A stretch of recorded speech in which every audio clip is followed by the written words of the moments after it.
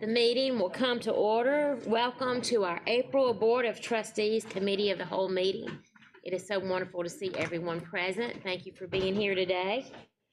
Our first matter of business for our CAL meeting is the approval of the consent calendar. Are there any corrections to the minutes for our Committee of the Whole session on March 12th? Motion to approve. Okay. Presented. All right, we have a motion to approve. Linda Levinas Wells and Ms. Brett is giving us a second. Excuse me. Mosley. Okay, Ms. Mosley. It is moved and seconded to approve the minutes. Any discussion? Okay, all in favor of the motion say aye. Aye. All opposed, no. The motion carries. Our second item of business is appearance of visitors, and we have 5 speakers today. At this time, I would like our Vice Chair, Ms. Debbie Bush, if she would read the guidelines for speaking. Thank you, Madam Chair. Welcome to those who have signed up to speak before the Board of Trustees, and thank you for your interest in Greenville County Schools. As each speaker's name is called, he or she should proceed to the podium at the end of the board's dais, where there is a microphone and a light system. Each speaker has up to 3 minutes to speak to the board. The light system will be green for the first 2 minutes and will turn yellow with 1 minute remains on the speaker's allotted time. In keeping with board policy KCA, abusive language or personal attacks aimed at students or staff members will not be permitted. All speakers are expected to behave in an orderly and respectful manner.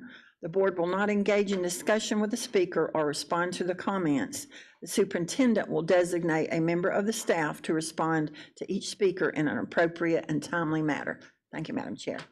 Thank you, Ms. Bush. Our first speaker is Erica Borsovic.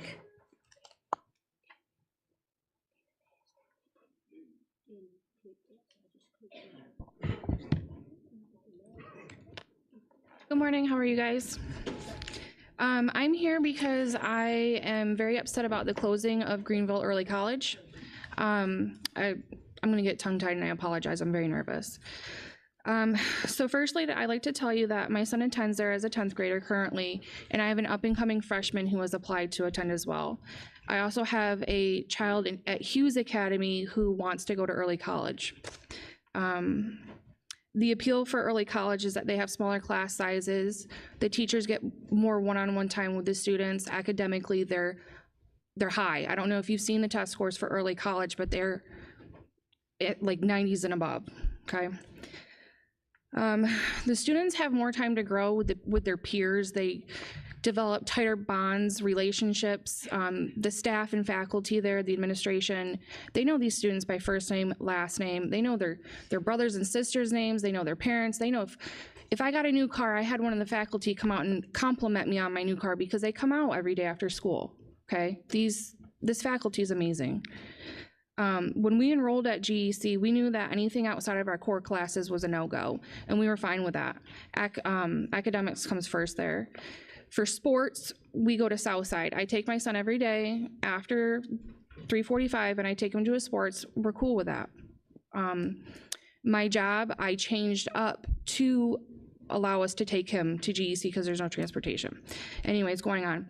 At the meeting with Ms. Dean, she spoke about the owners of the building possibly selling. Is that true? Is there another property through the county that we can use? Millions of dollars have been allocated in the last 3 months to various expansion projects within the district. Ms. Dean also spoke about hiring new teachers to teach Common Core, or the core classes of these new schools, which would be Berea, Carolina, and Southside. Mr. Waller spoke about budget. Where are we getting the money to hire these new teachers? The recruitment is non-existent. Please open up GEC as a magnet school. I mean, you're only recruiting from 3 schools. There's, I think, like 10 or something more high schools within the district and even more middle schools. That's why you don't have any recruitment. Nobody knows what GEC is, and it's an amazing program. There's no signage on the current building to even let people know that there's a school back there. And then somebody had mentioned there's been talk about closing the school for a while. Where are the minutes for that? Was there even a vote for GEC to close and be put into these 3 schools? Because I've not heard anything about it. Nobody talked to the parents. At the meeting at GEC last week, there were tons of parents there that were very upset, and nobody other than Ms. Dean was there to talk to us, ask us questions, or listen to our concerns. And what about the students' concerns? Thank you. Thank you so much. Our next speaker is Morelli Lozano Mendoza.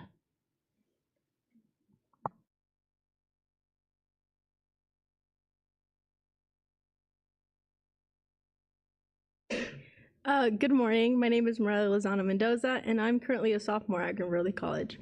I've been at this school since middle school, so it's truly become like home to me. I find it extremely unfair and cruel how in such a short amount of time a place I consider home is being taken away from me.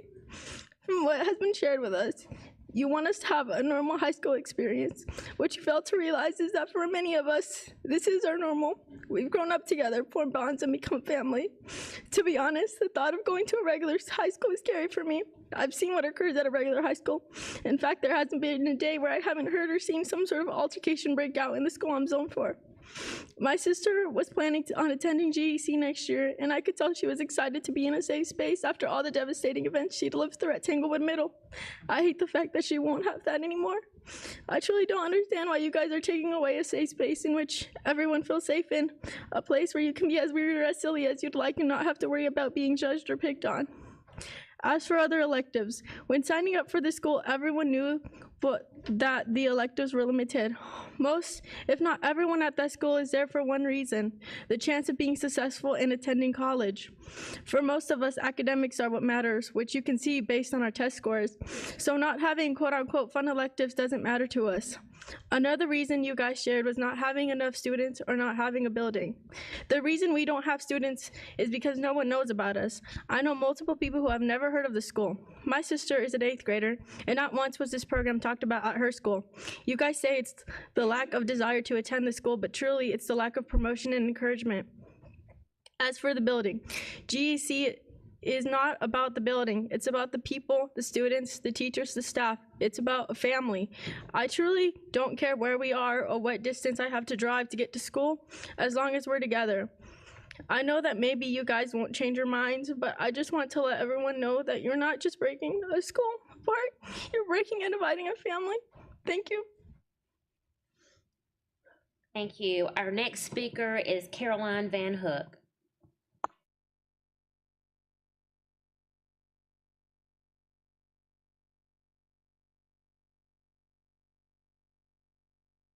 Good morning, I'm Caroline Van Hook. I'm here again representing Jailman Booster Club.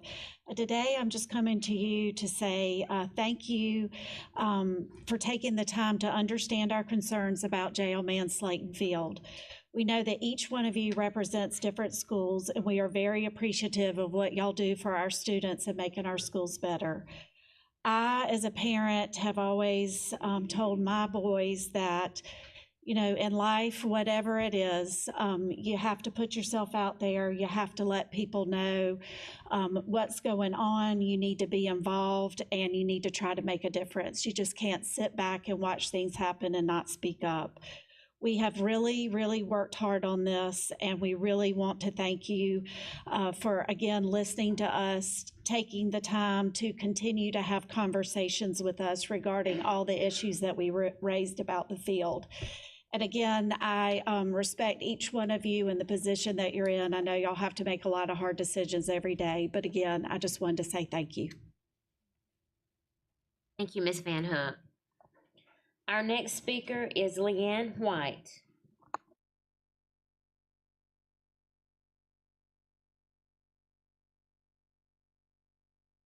Hello, I'm Leanne White, and I'm also representing Jailman parents. First of all, thank you again for letting us have the chance to come and talk with you today, and for listening when we were here a couple of weeks ago. We've been encouraged by the response, but I do want to remind you that we have been talking about this since 2021, and our fields just keep getting worse. Our group has really worked hard to stay as positive as we can and to go through all the correct channels. Please know that we can rally a huge group of parents at any time if you think that would be helpful. We have so many parents that are worked up about this and who are dying to be involved and help, but we've tried to not overwhelm y'all, and again, to handle things in an appropriate and very positive manner. We just want to remind you that we have an emergency situation. And as we've said before, we're in a unique situation since we have the construction site right there next to our fields and on our complex, and we already have permits and skilled staff on site. Please, let's do this the right way and not just Band-Aid it, so we can keep our athletes safe and have an athletic complex that we can all be proud of. Thank you so much. Thank you, Ms. White. Our final speaker is Carlos Moran.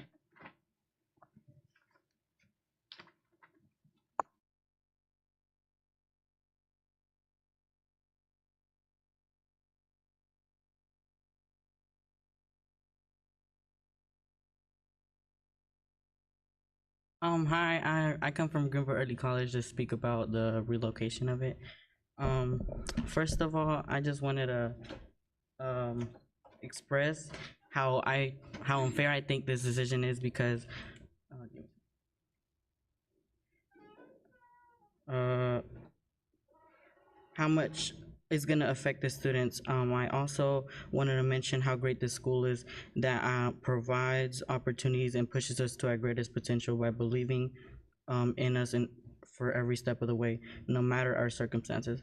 I have come to love this school in such a short amount of time, falling in love with not only the culture and diversity, but also the family that is GEC.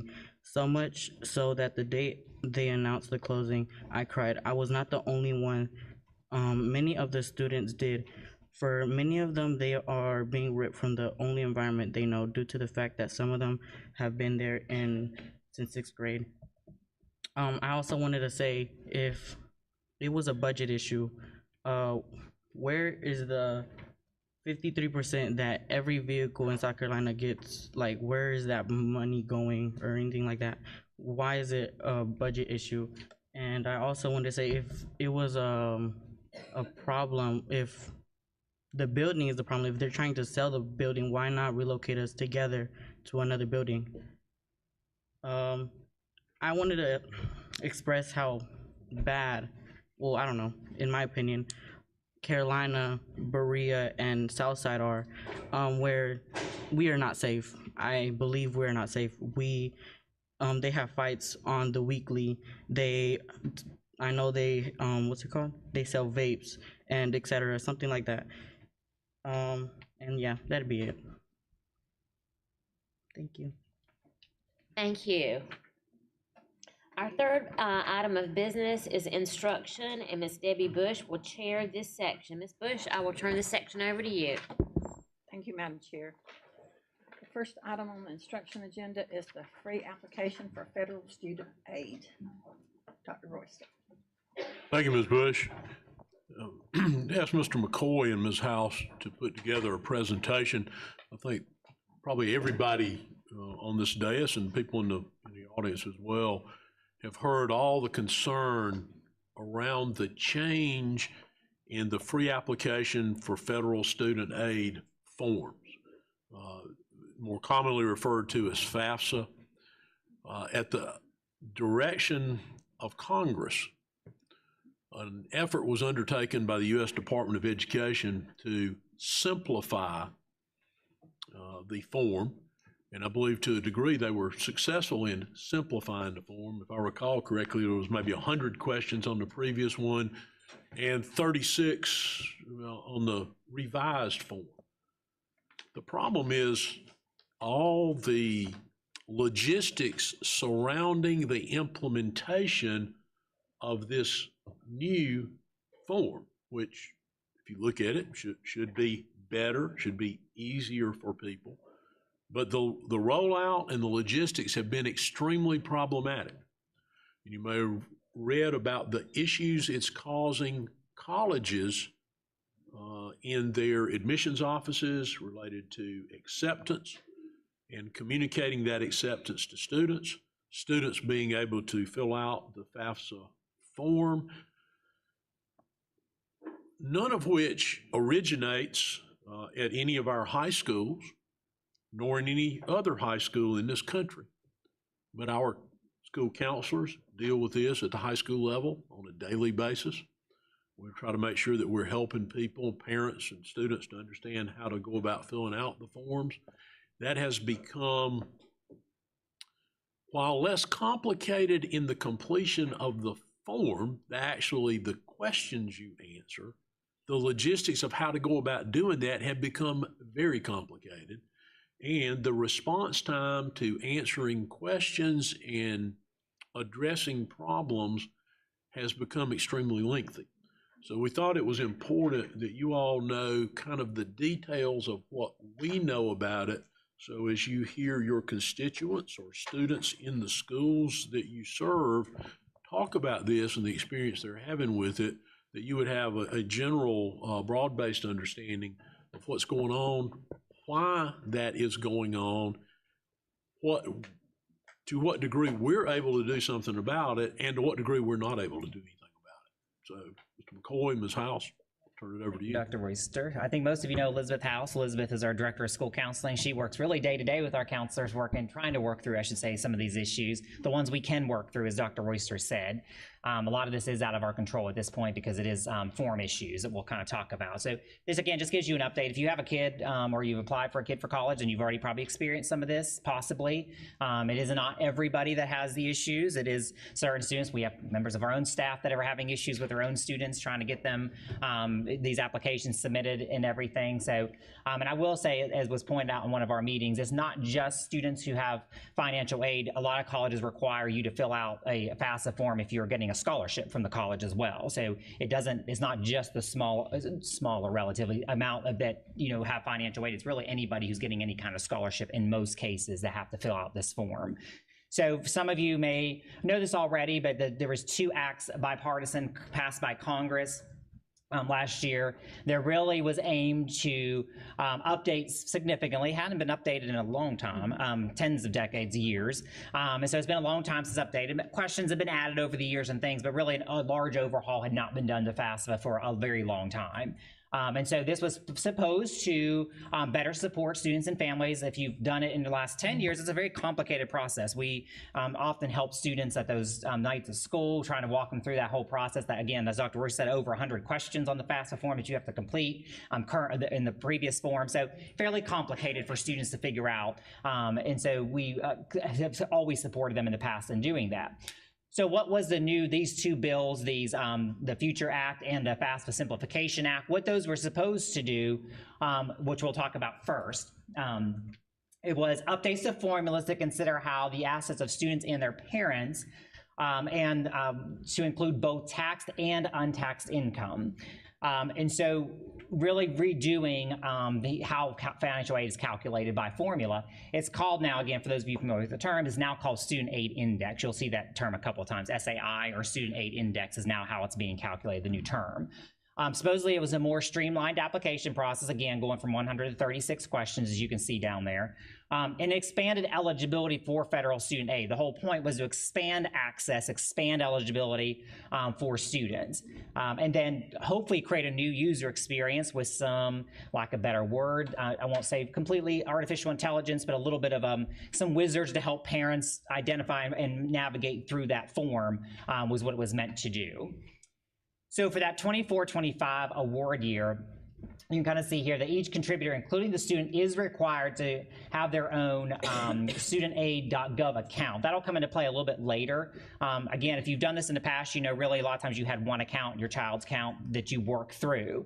Now you actually have to have 2 accounts. If it's myself as the parent, and then the student has to have an account. So the contributor, which is the parent, now has to also have an account. Whichever parent's doing it is going to have an account, or does have to have an account. One good positive change, again, if you've done this in the past, you could only include up to 10 schools previously. You can now include 20 schools on that application. So that was a change to expand the number of schools a student could apply to for the financial aid on the form. Again, I talked about that parent wizard. It was supposed to offer a series of questions to determine which parent a dependent student would need to invite. So there's benefits based on the parent if they both work, and if they earn different income levels, which one's more beneficial to add and which one's not. So that whole wizard was supposed to be able to tell you, hey, you should add X. They should be your contributor. And so then that parent could go on, create their student.gov account, and have that simultaneous with the student. And then obviously the benefit of doing that, both you as the parent and the student, you have a dashboard on the new system where you can actually look at your status. I've submitted the application. What is my status of financial aid? What's my status of completion as far as the application goes, or approvals or errors or all those kinds of things would be there as well. And then the save key has been eliminated that was on the previous form. Again, 100 pages, it was a lot of pages, so you had to save it, you come back to it, all that. Really with 36 questions, that's kind of been eliminated with this because it's supposed to be a much shorter process in here. So again, the eligibility expansion, the expected family contributor, again, that contribution, that was again the old system. So that was the EFC, the way they calculated income, financial aids to determine how much a student will be eligible for. That's going to be replaced with that student aid index with, again, the goal of expansion. How do we expand this? And then a new needs analysis also removed the number of family members in college from calculation, allows a minimum student aid index of negative 1,500, implements separate eligibility determination. All that really means is it's meant to expand access. It's meant to expand the number of students and families that are now eligible for financial aid. The Pell Grants, you may have heard of the Pell Grants. We've talked about those before in here, will be expanded and linked to income. So again, expanding access is the whole point of this act, was giving more students access to Pell Grants. The federal poverty level guidelines, you know, from our own work we've done with you, that's expanded a little bit even on poverty. Now Greenville's been going down, but you know that shifts a lot. And so across the country where middle class, the line has been moving as far as what's sustained middle class with the inflation rates that we've experienced and all of that. So a lot of that was to adjust for all of that difference of inflation and income. And then the federal Pell Grants, that last thing there, does restore incarcerated students under specific rules and programs. So it expands access to students under very specific guidelines, whereas before it's kind of a carte blanche, can't have access if you've been incarcerated. So it just opens that up a little bit with very specific rules and guidelines for students that have been in that situation. So that's what it was meant to do. So the current impact, and we put on GCS here, but really it's actually on everybody, as Dr. Royce said, across the country. It's not just GCS students, it's anybody in the country that's in high school right now applying to college in here. So you may have seen articles like this or similar to this. There's been articles almost weekly coming out from colleges, from parents, from students saying that the problems are piling up. If you go to the website now, you will see a whole laundry list of errors and when they've been fixed or when they will be fixed or when they're proposed to be fixed from the FAFSA form and from the process. The colleges are now kind of pushing back a little bit, saying they don't have time to process the information. They don't have time to process. We're way behind schedule where we should be at this point in time in the country. So the form, as you can see there, was released almost 2 months late. The form was supposed to be released by Congress Act in October. It was actually released in December. Again, you may have seen the news stories where it went down several times. They had to bring it back down several times through the month of December because it was having all kinds of issues and problems, and then they'd reinstate it and have to bring it back down again. So December probably was a little bit of a wash as far as not a lot of kids could really get into it in December and actually do anything in there. So the current issues that we're having, and again, some of these actually are both reported online if you look, but actually reported also from our own staff who have kids that are trying to apply for financial aid for colleges right now. Form errors are preventing some students from even beginning the requirement. So even getting started, there are some errors happening for some students who cannot get in. As Dr. Royster said, unfortunately, because of the volume, a lot of times students are waiting for help, up to 2 months sometimes, waiting for help on the form. They get an error message, they submit the help ticket, but they're so backlogged that sometimes it can be a month, 2 months before they actually get anybody to help them overcome that error on the form. There's really nothing, obviously, anybody can do but the people who own the form, the company and the federal government who owns the form. That's not anything GCS can help or any high school in the country. When you get that error message, you're just kind of stuck until someone helps you from the FAFSA or student aid area. Many of our students can access the FAFSA form, but technical errors prevent them from going on to that next page. They may get to a certain point, they put in some information, it gives them an error message, and again, then now we're in that waiting queue of you'll have to wait till someone gets back to you on this error. So again, multiple weeks or months to get back to them. There are delays in accessing a site once a PIN is requested. All of us are familiar with this. We do a sign up for a website, or if you're like me, your bank sends you a PIN every time you go to sign into your bank account. That PIN comes within, 2 seconds, right? So the PIN on the federal government site's taking about 48 hours to get a PIN number. So you sit down to do your FAFSA application, you submit the PIN number, and you could be waiting up to 2 days before you actually get that PIN number to get logged into the site. So great delays on that. And then there was one big feature that's having some issues with certain browsers, as you know, whether you're using Google Chrome or Firefox or Edge or Safari, certain browsers are not displaying the signature box correctly. And so in many cases, when parents go to a browser and they go to complete the application, they don't see the signature box at the bottom because it's not there for them on their browser. When they don't complete that signature box, it throws that form into an error function. And so at that point, they're in a waiting hold because they did not complete a section of the form, which again, can take up to multiple weeks or months to get that resolved, to circle back around for someone to clear that error so that child or that family can continue on.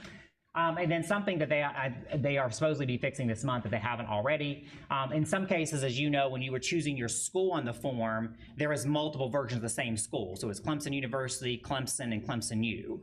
And so again, students having an issue, well, which one do we choose? They're all the same school in there. And so that obviously impacts as well. So they're working on fixing that and consolidating that list of schools back down to really just one school as it should be. So as a result of some of the challenges, so what are the ramifications for our kids and for our high school kids around the nation?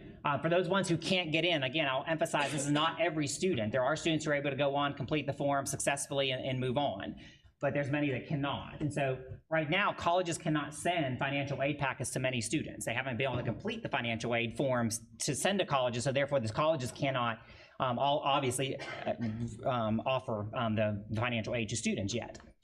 And then two-year schools right now, this is, again, if you go on and you kind of Google or you report and you look at some of this information on FAFSA, they're expecting an increase in two-year schools simply because the late acceptance dates at this point in time. Obviously, there's many families in a situation where they cannot attend a college unless they have financial aid.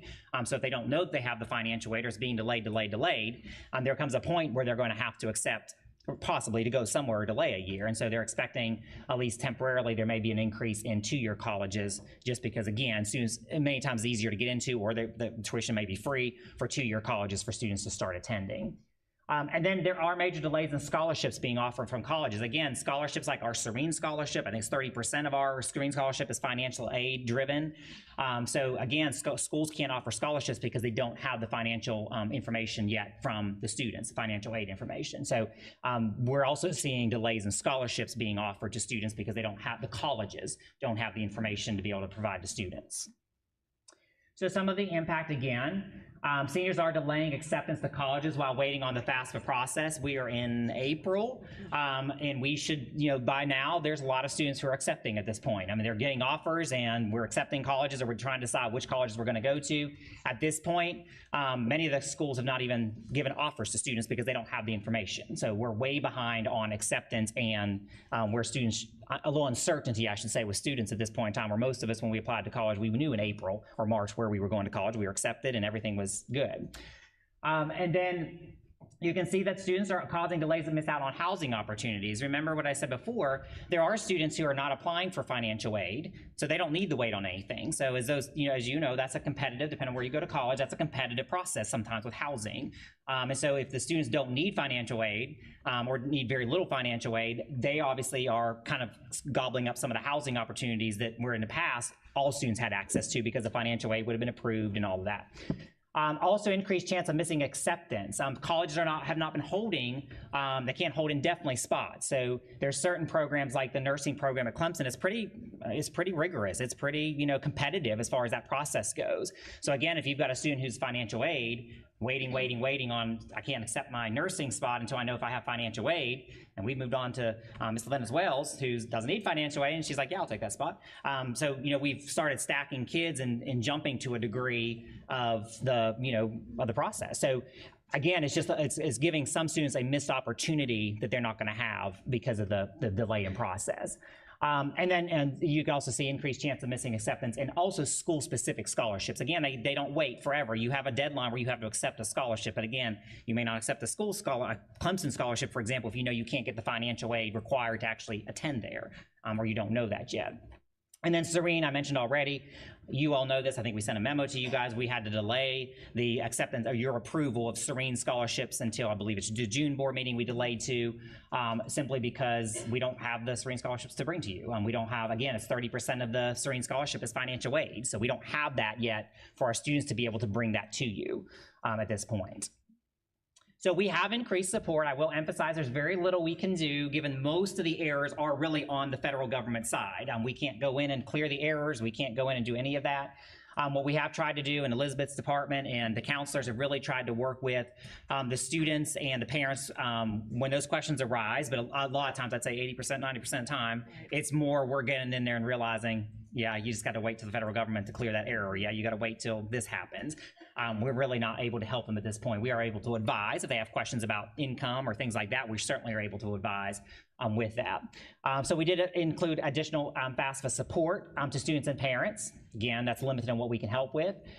Schools continue to hold the FAFSA completion workshops like we always have to help them through the form. Again, maybe hopefully we can capture some of those errors, like making sure there's a signature box at the bottom to make sure, hey, you got to make sure you click on that signature box. If you don't, you're going to be in trouble. And then the Commission of Higher Education actually hosted a virtual event just for GCS students this fall. So we did have that GCS event.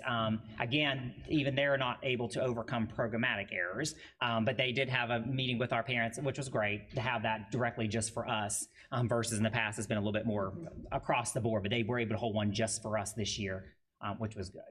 So again, not everybody's experienced those errors. It's a good number of students that are experiencing those errors, and it's enough of students experiencing those errors where it's throwing a lot of things out of balance for colleges and it's throwing a lot of things out of balance for scholarships and those people who are awarding those scholarships. So that was just a kind of an update for those of you who maybe haven't followed if you don't have college students that you're in the process of doing that with right now. But where we're impacting kind of a pain point, I would say right now, is what we're hearing a lot in the high schools, panicking seniors, if you will, who are graduating and ready to accept their college, their next school of choice, but they can't accept their school of choice, particularly if they're relying on that financial aid piece to attend college. We're happy to answer any questions we can answer for you. All right. Thank you, Mr. McCoy. Yes, Mrs. Mosley. Jeff, I had a question. Obviously, I have a senior, been through this. I've turned all this over to my husband. So he has the headache, not me. I just have a question. Someone told me this, and I honestly do not know if it's true, and it's less about the FAFSA form and more about just financial aid in general in colleges. Do colleges have an incentive do they get anything out of the number of students they admit who are receiving financial aid? So for example, do our students who are receiving financial aid, I should say, do our students who are not receiving financial aid sometimes maybe not get into schools because they don't need the aid and the colleges are getting some kind of kickback? You know the answer to that question, Elizabeth? I mean, I'm just wondering if there's some kind of, I don't know how to ask this question diplomatically, but this is what someone has shared with me is that, and this was news to me because I am going through this process for the first time. Right, I think I understand what you're saying, and not necessarily. There's different things, there's different metrics that they use as far as working with the merit of the student. They look at the academic grades compared to the income that the student may have. And there's also kickbacks that different colleges, private and public colleges, get different kickbacks from the government depending on what the student population index is. So it really depends on the institution, whether or not it's private or public. So I wouldn't say that's 100% necessarily true, but it really just depends again on the institution and what program also the student is going into, whether it's a high need for the state at that time. And that's for states nationwide, not just South Carolina. Okay. I hope that helps answer. Yeah, I was just curious if that was an actual true statement that had been shared with me. Okay, thank you so much. I feel for the seniors right now because it's a stressful time under normal circumstances. So thanks so much. Thank you, Ms. Bush. So years and years ago, when my children were applying, every child had to fill out a FAFSA form. And it was very intense time then. And I thought it was bad then. I was willing to pay whatever someone to do it for me because you go in and one thing messes up everything and it kicks you out. Well, obviously, the government hasn't gotten it right yet. And I can't understand that because it's at the cost of children's education. So is there an agency that parents can contact and say, or they have to do it themselves? I mean, because, I'm sure there are some parents that can't understand all the stupidness. Oh, you mean to do it for you? Yes. So I know there are some people who do, very well, to your point, on completing those for parents, that you obviously have to give them your personal information, they complete it. Unfortunately, what we're seeing now, they can still do that in this case, but unfortunately what we're seeing now is that, and even in some cases, it's not necessarily parent error that's causing those errors. There's sometimes just random errors that occur on the form that have nothing to do with an error that a student did or a parent did. It's just an error with the form. So yes, there are still agencies that will do that for you, but they're going to be in the same boat as everybody else. Once you hit one of those errors, they're not going to be able to move on either. I thought that they would have perfected not making the mistake if they're getting paid for it. Yeah, and that's a good point. And there are certain ones like that, Ms. Venezuela, I will say, like for that example, that signature box. Yes. When you got the same person doing it over and over again, they know, okay, I need to use this browser, and I know at the end of this page, I need to make sure I get this box filled out. But if you don't, but there's other errors beside that. Most of those errors, many times from what I've read online too, and even our own staff have said, there's some random errors. You could skip the end of a page and it throws up and says you have an error. Because I've heard the frustration with parents right now because their children haven't been accepted. Correct. Because they're waiting on the FAFSA form, and it's a very stressful time. Yes. And like Ms. Mosley stated, they're experiencing so much their senior year, and then this addition. And then I heard that they're delaying acceptance letters into the colleges now. Correct. Yeah, some have done that as an attempt, I think, to equalize a little bit, so kids are not jumping ahead. There comes that one article I posted that was actually came from the other day. We posted it right before we posted the presentation for you. That article, if you read it, was all about, there's a point the college are saying, we can't delay acceptance. Like, we've held it because we want to make sure all kids have equal opportunity, but there comes a point where we can't delay this anymore because we've got to set up for next school year. We got to know who is coming into our freshman class. So that article was kind of really doom and gloom of, like, what are y'all going to do? Because we're going to disenfranchise a whole group of students, particularly those in poverty, because they're not going to have the opportunity to attend. Thank you for your presentation, and I'm sad for these students. Thank you. Thank you, Ms. Chairman Bush. Thank you. Where you've looked into this, I'm hoping maybe you can answer this, but once the federal bureaucracy in charge of this FAFSA application process debacle realized that there was going to be, as you mentioned, that critical 2-month delay in releasing the form, and they began to encounter the other large number of issues, was there no option to delay the rollout of the new form for a year and simply revert to using the old form for 1 more year? Yeah, so Elizabeth and I have looked into that. And there are several articles out there. It was requested, I believe, by the state, as the Federal Department of Education. It was denied to delay the rollout. Part of that was when you look at those bills, there were some timelines in those bills that Congress passed as far as when things were supposed to have been done and rolled out. So there was some requests to do that, particularly to your point. Once we realized, hey, this is 2 months behind schedule, maybe we should not do this at this point. But that was not approved by the powers that be, if you will, above the State Department to do it. Thank you. That's all, Mrs. Bush. Thanks. Thank you. Ms. Middleton. Thank you. This is probably a stupid question. Maybe it's not. So FAFSA, is this like a loan with low interest, or is it actually free money? Well, it can be both, because the FAFSA form is completed still, and I believe most kids have to complete it, Elizabeth, still like you were saying, Ms. Venezuela. It can be quote unquote free money. Scholarships a lot of times are awarded through FAFSA, like our own Serene Scholarship. They have to complete the FAFSA form. It gives us that information to award that scholarship. FAFSA also, though, is what the students fill out to actually get the financial aid. Aside from scholarships, what they ultimately will have to pay back, but they get the financial aid in order to attend college. So as I remember with my own children, they didn't fill out the FAFSA form when they were going to undergraduate school because they had to show they were dependent on their parents and the income was too high, I think. Like our income was over what you had, Yes. there was a borderline or something. But then when they went to graduate school, they were able to do the FAFSA and get the loan. And because they can be independent, they don't have to, you don't have to talk about the parents' income. Is that Correct. still? So some of that's being changed through those student aid index that we talked about, there is some new financial calculations coming into play there, versus when you and I and others were doing that through college. When I was applying to college a while ago, but when I was applying to college, that if I remember correctly, everybody in our class had to fill out the FAFSA form. At that point, it was either denied or, said, well, your parents make too much money, you can't get aid.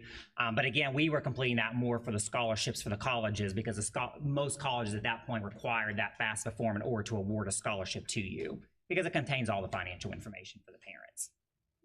That makes sense. Yeah, and so now you're saying in the form, it's only one parent that has to be the contributor, because when we were doing it, it was two Both. parents. Yeah, so right now that wizard, if you will, Elizabeth may be able to go into a little bit more detail with this.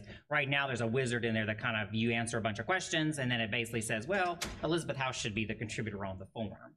But do you want to speak to the dual versus single? It's really similar. I don't know if you've ever used TurboTax before, but TurboTax does the same thing. Whenever you're doing your taxes, it says, hey, we need to look at this contributor as far as one parent versus the other. And it does the same thing. As you're starting to fill out that information through those, I know there's only 34 questions, so it is relatively quick, but it says, hey, let's look at this parent income. It's recommended to use this. Now, they don't have to. They can still continue to use both. But as it walks you through, it tells you the best option to take to get the highest financial aid possibility for your student. So you wouldn't have to factor in the other parent's income. Right. That would be a big benefit. And the problem is right now is just that's the way it's supposed to work. So hopefully it works that way next year. But right now it's not necessarily. Sometimes it will process, sometimes it will not. It just depends on the student, honestly. It's almost like a random draw. It doesn't like that. Yeah. Okay, thank you.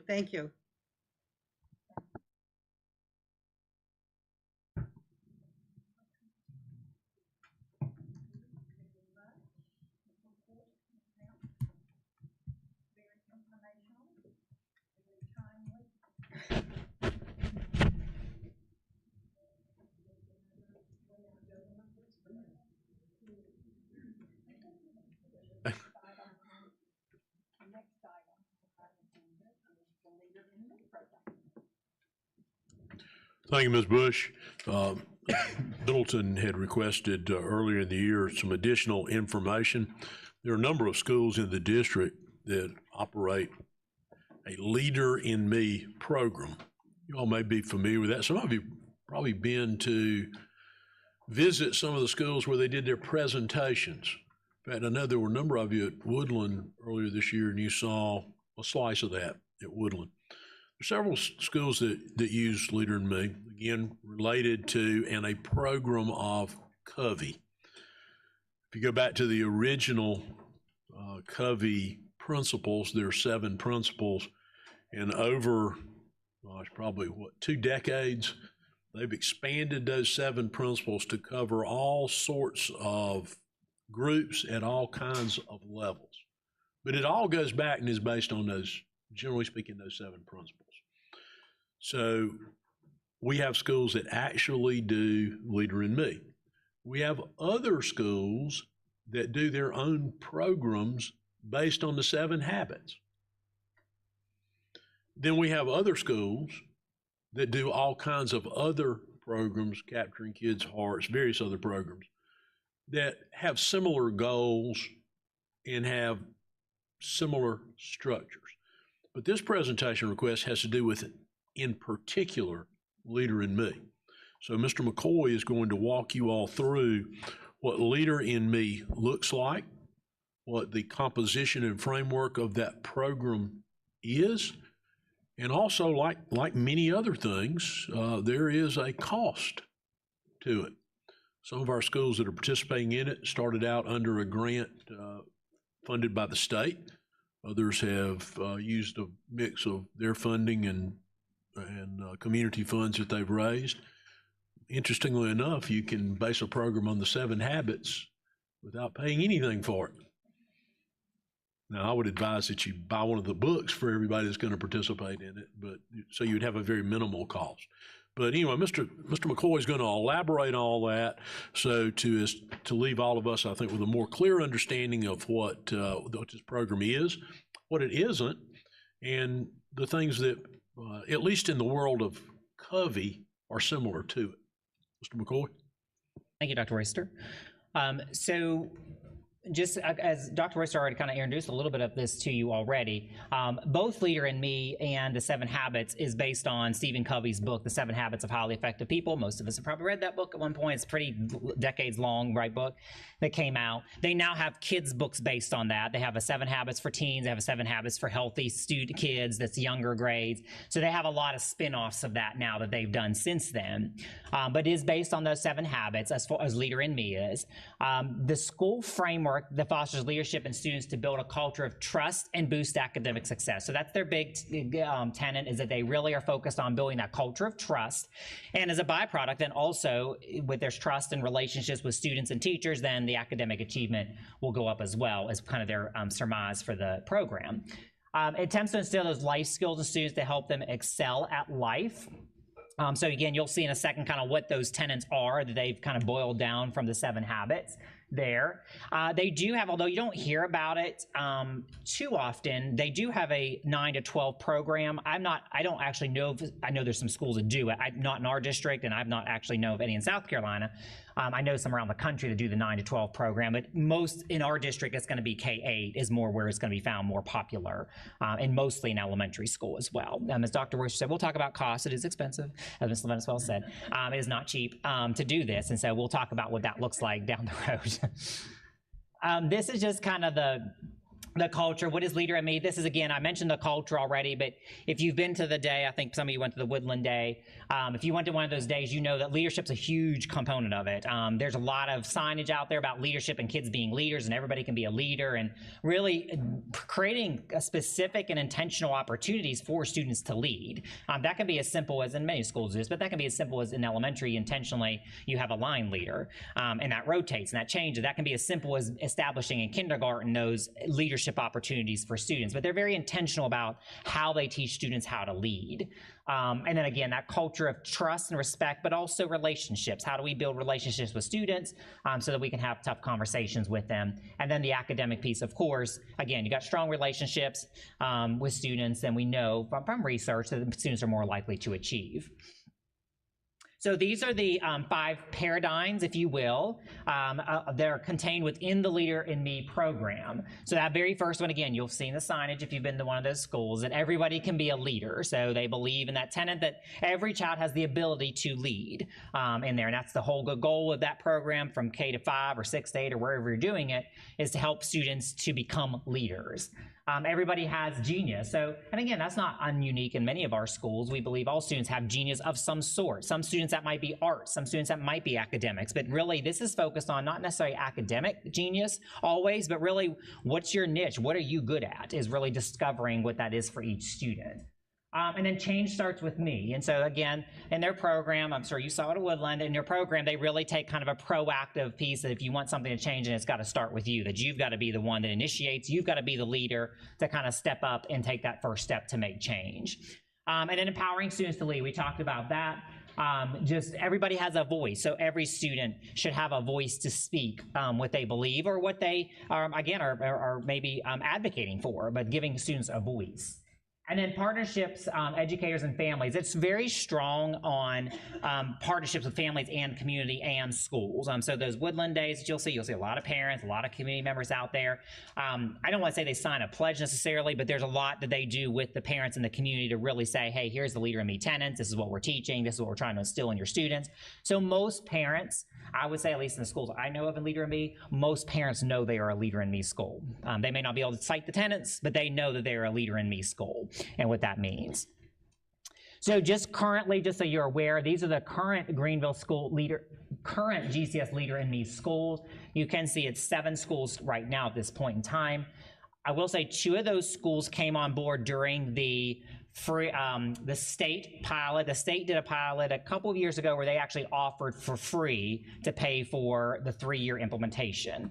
It's more expensive the first 3 years, and then there's a yearly cost after the 3 years. So the state stepped in to say, with some grants and some things, to say we'll pay for the first 3 years. So we had 2 schools come on board during that time. The other schools, that was some like Woodland's been doing it for I don't know how long. 8-10 years probably. They've been doing it for a long time. That would have been something that they took on, their PTA took on, their community took on, as far as the cost goes to fund that Leader in Me program. And so again, you can kind of see the 7 habits. This is the 7 habits of healthy kids. So this is what Dr. Royster was kind of talking about, where you don't have to do Leader in Me. The 7 Habits of Healthy Kids is a book. You can buy the book, as many of our schools have done, and I'll show you those schools in a second. They bought the book, and they actually are building their own program around that book, which you can do, read the book, and then build the program. There's some guides on the Covey site that you can go to and download to help you with some implementation pieces. Obviously, they're heavily selling their Leader in Me program because that's where the money is. But they have a great resource, really, for the 7 habits as well on their website. The Be Proactive, again, is one of the tenets there, the ones you're in charge. So again, that goes back to that paradigm we talked about. Similarly, begin with the end in mind. So always have a plan first, have your goals, have your plan. Put first things first. So again, for young kids, language, work first, play second. But really teaching them not to delay, not to procrastinate, but get done what needs to get done. Think win-win, so have that kind of growth mindset that I can do this, I can accomplish this, even though it may be hard. Seek first to understand, then to be understood. So really that listening skill, listen before you speak, or just listen to understand, not necessarily to listen to respond, which is what I try to teach students and adults. Synergy is together is better. So again, that whole collaboration piece, we can do this together. We're stronger together than we are separate, individual. And then sharpen the saw, that just means balance feels best. That goes a lot to how do we make sure we're balancing our lives, both for young kids, it would be schoolwork, play, all that kind of stuff. For adults, similarly, in there. Now, if you've read the 7 habits and you remember the 7 habits, I had to go refresh my memory on the 7 habits because it's been a few years. But if you look at those 7 habits, they correspond to these, just in adult terms. These are student terms, obviously, but very similar. So these are the current 7 habits. What schools would say they're 7 habit schools. These are the schools that have taken the book. They've actually built a character ed piece, if you will, around those books and those 7 tenets in there. And they typically build by grade level. So it's appropriate for kindergarten, then it's going to build into 1st and 2nd and 3rd and 4th and 5th. Some may split those habits up into certain grade levels where not all 7 habits are being done in all grade levels, but they may split. So there's a lot of ways you can do it to help. You can see on this one, we do have 3 high schools also that have adopted this. Now, they've adopted the teen book. There's one called 7 Habits of Healthy Teens, I believe it's called. They've adopted the teen book. Again, very similar. It just uses more teen language versus the younger kid language. And so you can see the schools that are currently, I should have counted those up ahead of time. 9 schools, it looks like, at the elementary school level, and then 3 of our high schools that have adopted and currently use that as well. So the cost of it, when it comes down to it, so the first 3 years, it's $40 to $50 per student. So it's based on an enrollment of your school is where it comes to play at. The $40 to $50 really has to do with once you contact them and they, work out. If you're a large school, they may give you the $40. It's just like companies do. The more kids you have, the kind of a discount you get on it. And so you can see $40 to $50 per student. We just costed it out for you based on the question. We just costed kind of what would it cost to go district-wide. And so you can kind of see what those would cost up there. All 78,000 students, if we chose to do high school as well, and all of that.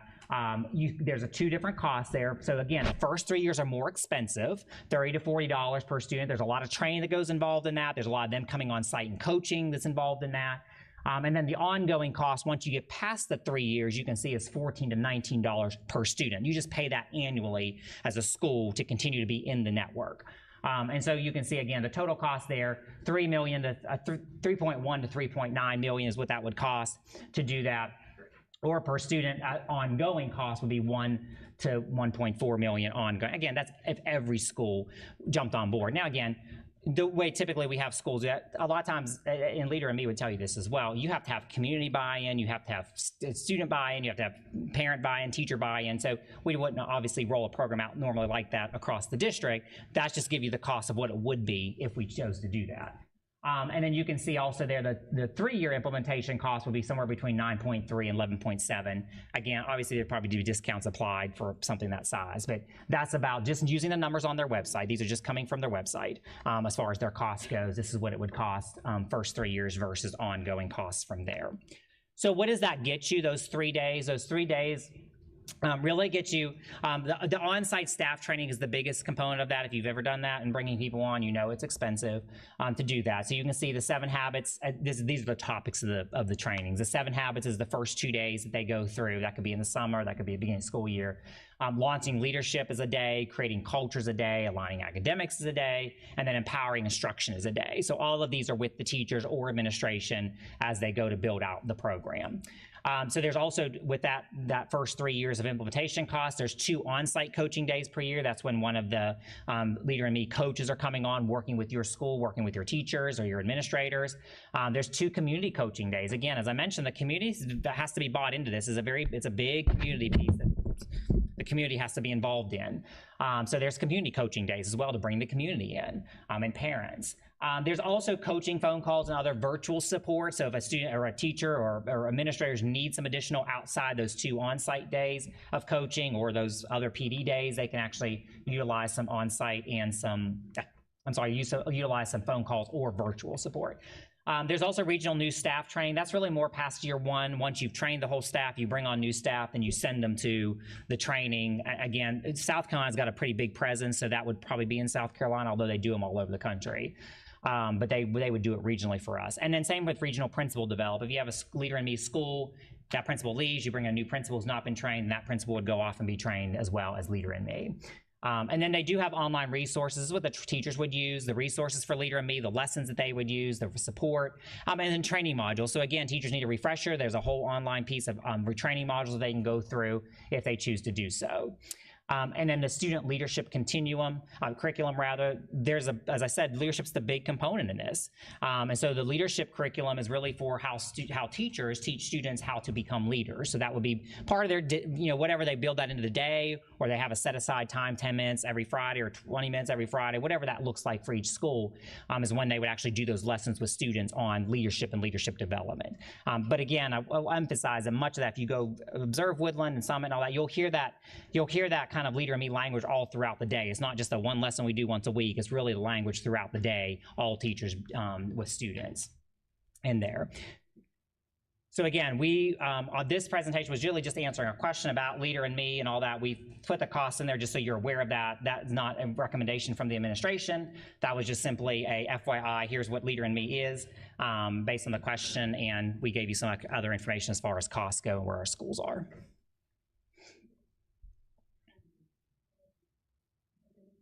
Thank you, Madam Chairman Bush.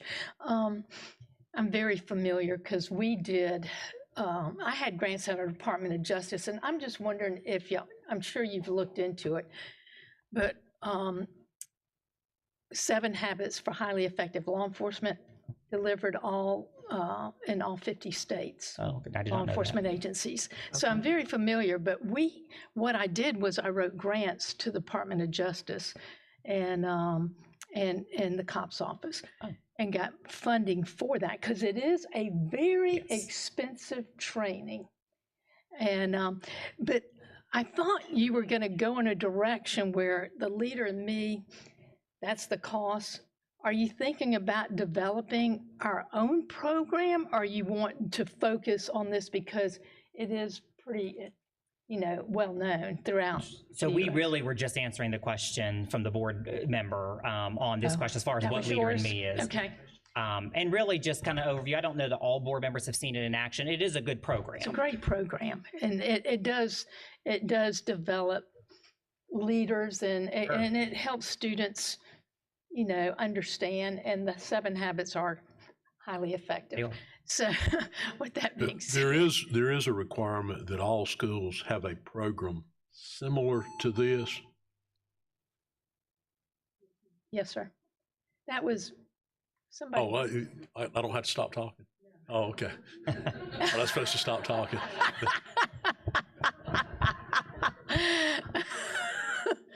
Thought that was the buzzer to end time. So you saw the ones that have kind of done the economy version of Yes. this, took the book and the lessons and it built a program around it. Yes, sir. We have some schools that are doing John Maxwell. Right, Yes, Jeff? sir. Sometimes I mix up that name with Gordon, but it's John Maxwell. Maxwell. Interestingly enough, to your point, both John Maxwell, the ones that are doing John Maxwell, and the ones that are doing some number of the ones doing the 7 Habits, they were funded through a grant. Okay. Those grants came from the State Department. They may have been federal grants they obtained and sifted down to local districts.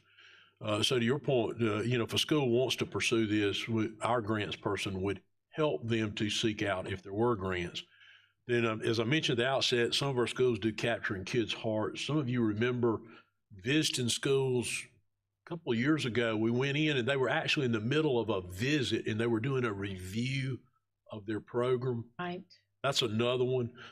They use various types of programs, really going back to Mr. McCoy's statement about we want that to be community. We want them to meet the requirement, do character, leadership development, help with the culture of the school, develop leaders in the school, but pick something that they want to do, want to engage in.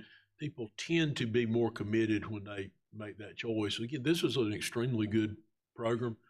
In fact, if there are people in here that went through a master's program in the or postmasters in the 90s, Philip, mid-90s, late 90s, that you'd have gotten a big heavy dose of this because one of the professors was all focused on that, Don Fuhrer. Yeah. So there are a number of people in this organization that have been through some variation of 7 Habits geared to the particular audience they happen to be a part of at that time. And then there are other programs that schools run. Well, So this was really just basically an answer. I appreciate it. I did know Stephen Covey. He's passed, but he was quite the visionary.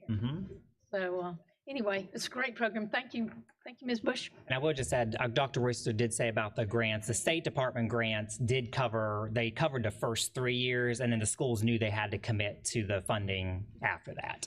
Would they cover the next 3 years for new schools? So they're in talks right now with the State Department, from what I understand, that there may be another wave coming down, which of course we would share with our schools if that happened, but the state has not released that yet, but apparently there is some conversation about that. I like it. Thank you so much. Thank you.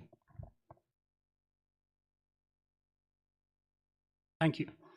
I know Dr. Royster mentioned a minute ago about different programs that we have in the schools that are somewhat similar, but is there any research out there comparing similar schools that have taken these different programs and approaches, and if there's any differences in academic achievement among those similar schools? So not that I'm aware of, Mr. Cochran. There may be. I'd have to go out and look at that and kind of look and see, because you'd have to do like schools with poverty and all that. These two both did Leader in Me or Capturing Kids' Hearts. Each one touts, academic achievement, obviously, but I'd have to actually go out and see if there's independent third-party research or white papers on comparing like schools that are doing the same program. Almost all of them provide their own research, but to find a third-party researcher, unless some group like EAB, which we get research through EAB, unless a group like that does it, or someone chooses to do it as a thesis or a doctoral dissertation, there is not much research out there. Now, obviously, they'll all tell you they're very effective. And anecdotally, our schools will tell you the ones they use are effective. But there is not that level of research out there, nor would we necessarily have the personnel to perform the kind of in-depth research to set appropriate comparison groups. And then the other thing is you gotta have a control group. So somebody that's doing nothing. The short answer to it is really not any good, sound third-party evaluation. Thank you. That's it, Ms. Bush. Thanks. Thank you, and thank you for this presentation. I did ask for it because when I went to Woodland Elementary School, I was so impressed with the confidence that the kids had on their own. They were able to take, around adults and on tours, and they were just so confident. And they really had buy-in. So I was very impressed. Good citizenship, which is a big thing of mine, and taking initiative and not just depending on other people to just go along with things. So my question is, have you seen anything? I mean, first of all, how long has it been in place? Say at the longest school, is that Woodland? I believe Woodland was the first. Dr. Worcester, do you remember? Or maybe one of the assistant soups may remember.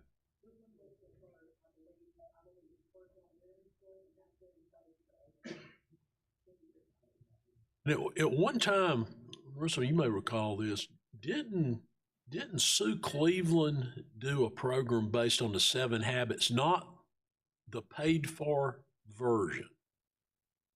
Did they not do one at Sue Cleveland going back like 14, 15 years ago? I can remember going down there to a program there where they had parents and so people visiting in the school, and you went around and students did presentations about their class and their work that, to the best of my recollection, were highly related to the 7 Habits. So it may predate, do you remember that? I think it may predate even the first official 7 Habits. I believe you're accurate from my time in the principalship that several schools, including Skyline, we used some of the principals. We weren't an official Leader in Me school, but we were aware of the program, had studied it, and were implementing some of the 7 Habits in our schools. You find the, after 10 years of this, can you have any assumptions or can you see anything as far as discipline? Like if the kids that go through this program, if they are indeed going to middle school and high school and, are better focused, are more, but that's probably hard to. Yeah, that's very hard without kind of to Mr. Cochran's point about really without a formal research study, and then really what the outcomes are. Is it on academics? Is it on discipline? There's a lot of variables. The academic things is very hard because even when you're comparing 2 like schools, some may be doing a different reading program than the other one maybe is more effective than this. So it's not necessarily the program, it's more about the instruction. And I think you've got other schools, I cannot remember what it's called now, I wish I could remember. There's some schools that kind of what you were describing do that specifically for students to teach them how to, they'll wear a jacket and they'll teach them how to greet visitors and shake hands, and there's a program for that. I want to say Call Me Mr. I know it's not Call Me Mr. That's a different. But one of those things is the Great Shake. Okay, maybe that's what I'm thinking Some of you have participated in that. Dr. Presley did, maybe Ms. Levin as well. Maybe some of the rest of you participated in it. Being the one being shook or shaken. So there's flavors of that across the board. I mean, I will agree with you that you've got, but if you visit a Capturing Kids Heart, if you know their tenets, you can kind of hear the students talking about the tenets of a Capturing Kids Heart or the John Maxwell School. So it just like Leader in Me, and I agree. I mean, I walk into those schools and those kids are talking leadership, and they're, they can cite a lot of times the tenets of what they're working on. So I think it's really what a school focuses on and what a school makes the priority as far as their students learning. But I don't know that I could compare to say without a formal research study that's very specific. I mean, that was the only one I had ever seen. So I'm very interested in these other programs too. They're working. The 7 Habits, I imagine maybe not as vested in the kids. I think Augusta Circle's one that I've been to a couple of times. Augusta Circle is they speak the language when I'm over there with the students. I mean, I've heard the students talk about and the teachers talk about 7 Habits. I've seen them on the wall, certain habits. So I don't know that they're not as vested. I think it's not as structured of a program necessarily. They've had to develop it, clearly. The benefit of Leader in Me, of course, is that you get all that. You don't have to you have to do the work to commit to it, but as far as building it, you don't have to build it out. You just kind of get handed it, like you said, and you teach it or you do it, and it's kind of all written out for you. 7 Habits, every school has their own flavor that they've put on it based on how the teachers have worked together on, or the principal, or whatever. So it's just going to be a little structured. In 7 Habits, you're probably going to see a little bit more different flavor. Blythe looks a little different from Augusta Circle when I visit. So, whereas Leader in Me schools, if you go and visit those Leader in Me schools in a row, you're going to see pretty much a lot of the same similar stuff when you go to visit because it's so structured. So will we keep with it, or will we try to get more into developing our own programs? So I don't know that, I mean, it's a very, as Dr. Royster said, it's a very community-driven type process. I mean, we have found things work best when they come from the community and the teachers buy in. Even Leader in Me, it's not a principal decision. I mean, principal may introduce it, but if the faculty's not on board with it, it's not going to work ultimately. The faculty has to be invested in that. And in Leader in Me, the community has to be invested in that. So, you know, we really have more to Dr. Royster's point. We've guided, they're required to have one, but we've really asked them to work with their community, like what's best for your community. And for some, they chose Capturing Kids' Hearts because of what they were trying to accomplish at that time. Everyone has a little bit of a different flavor, program-wise, has a little bit different flavor to it, and it may just fit that community better for that flavor of that program. So we've really just more tried to work with schools on, you need to have one, but, you know, research it and figure out which one you want or need, and then implement that one that works best for your community. That makes sense. Thank you very much.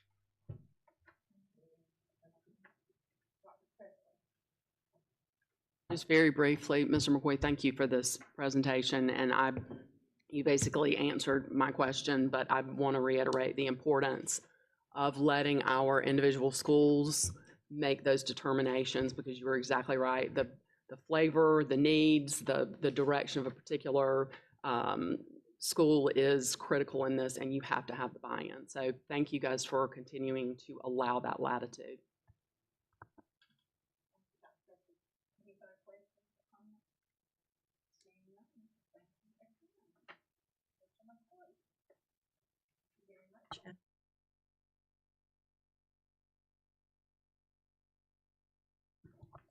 Thank you so much, Mrs. Bush. Our fourth item of business is administration, and I'm going to lead this section. We have one matter of business, and that is the board candidate roster, and this is for information only. And I'm going to ask our board secretary, Ms. Glenda Morrison Fair, to share the current roster of candidates. Thank you, Madam Chairman. Every year at this time, it is time to do board officer candidate roster. And I will just kind of familiarize you with the board policy BBAA. And a board member wishing to be considered for one or more offices for the subsequent year, chair, vice chair, and secretary shall submit a letter of intent to the secretary by April 1st. That has been done. The letter of intent shall include the office for which the individual wishes to be considered. And a list shall be prepared of those individuals who have sent in their letters. The letters are on board docs, and the rationale for the letters are also on board docs. A board member wishing his or her name be added or deleted from the roster shall notify the secretary within the next 7 calendar days, and the secretary shall present the final roster to the full board for their consideration at the regular April board meeting. Then the elections will be held at the June board meeting. Madam Chairman, that's my report. Thank you, Ms. Morrison Fair. And would you go ahead and present the candidates that presented their letters by April 1st? Do you have that? Okay, I'm sorry. All right. Yes. The letters that were received are for Chairman, Carolyn Stiles, for Vice Chair, Linda Leventus Wells, and for Secretary, Ann Presley. Thank you. Any questions or discussion? And just a reminder that we have 7 days if you would like to be added for consideration or removed. Okay. All right. If there are no questions and no discussion, we will go on to item 5.01. Our fifth matter of business is building and grounds, and Mrs. Brett will be serving as the chair of this section. Ms. Brett, I'm going to turn this over to you. Thank you, Dr. Stiles. So 5.01 is facilities project report. Dr. Royster? Thank you, Ms. Brett. You'll see in your board information the major projects and completion dates and the budget for them. I would anticipate that next month's CAL, you will see a listing of all the numerous large summer projects, which would be roofing, HVAC replacement, painting, et cetera. Have any questions about those projects, the projects listed, or any other questions? We'll be glad to either answer those now or get an answer for you. Thank you, Dr. Royster. Any questions? All right, thank you. Seeing none, we'll move on to agenda item 5.02, which is the City of Greenville easement request at Serene Stadium. This is an action item. Dr. Royster. Thank you. As explained in your board packet, the City of Greenville is replacing a sanitary sewer line that runs through the property at Serene Stadium. So this is a request for easement for that sewer line. There is also a request from the City of Greenville to terminate the existing sewer line easement being replaced by the newly requested sewer line easement. And if you refresh your board docs, you will see the motion change from to simply approve the easement request with the added wording to approve it as presented and to approve the termination of the existing easement at the same location. Be glad to answer any questions, or Colonel Carlin will, regarding the sanitary sewer easement at Serene Stadium. Thank you, Dr. Royster. I have Dr. Presley. Dr. Royster, is there any way that this could potentially go south? Because I will hear about it probably pretty quickly. Just any potential upheaval or what have you, as far as to the students' ability to, like, is this going to run under the stadium or anything like that? It runs under a corner of the property. It does not run under the stadium itself. What does run under the stadium is stormwater drainage. There's a large stormwater pipe underneath Serene Stadium that exits the stadium on the scoreboard end. If you ever go down that way, you see this big, lack of a better description, there's a big gully there.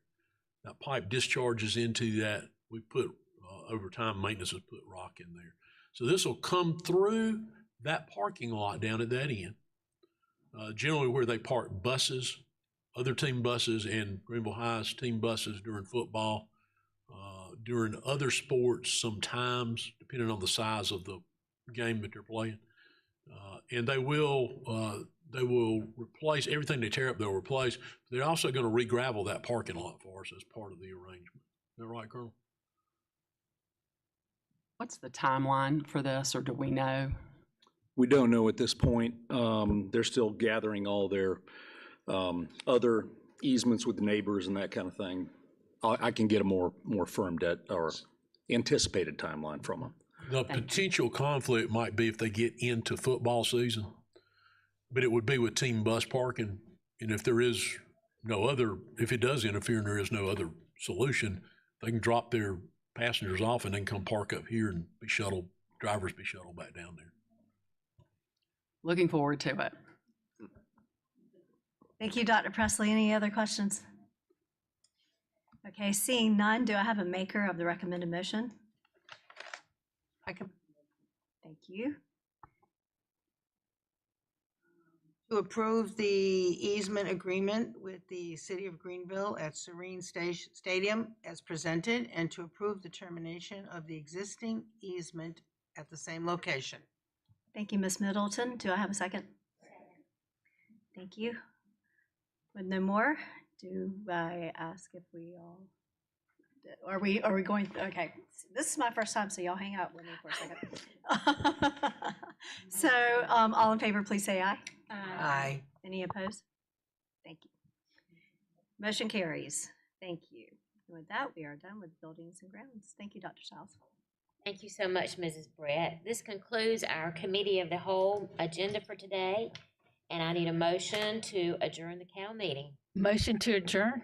I have a motion from Ms. Leventis Wells. I have a second from Mrs. Doolin. All in favor of the motion, say aye. Aye. All opposed, no. The committee of the whole is adjourned at 10:19. That's a record today. And just a reminder that we will have our board workshop on the strategic plan immediately following, but let's take a 5-minute restroom break. Thank you, and thank you again to everyone who came today. And it will be in conference room A. Thank you, everyone.